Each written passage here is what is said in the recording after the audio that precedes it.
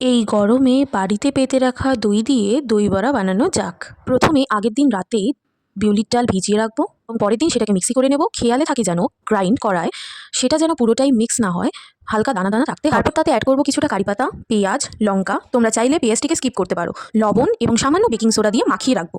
কড়াই গ্যাসে চাপিয়ে হালকা রিফাইন্ড অয়েল এবং তাতে ফোড়ন দেব 5 ফোড়ন এবং শুকনো লঙ্কা।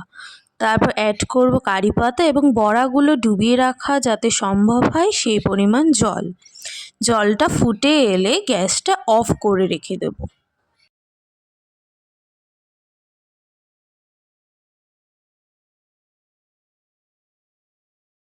তারপর অ্যাজ ইউজুয়াল বড়া ভাজবো।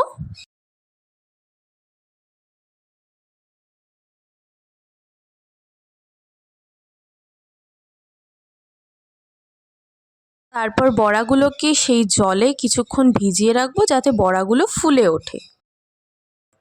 বড়াগুলো থেকে ভালো করে জলগুলোকে ঝরিয়ে পেতে রাখা দইটিকে চিনি দিয়ে গুলিয়ে রাখবো। গুলিয়ে রাখা দই, জিরা লঙ্কা একসঙ্গে ভেজে রাখা গুঁড়ো, হালকা একটু টমেটো কেচাপ এবং বিট লবণ।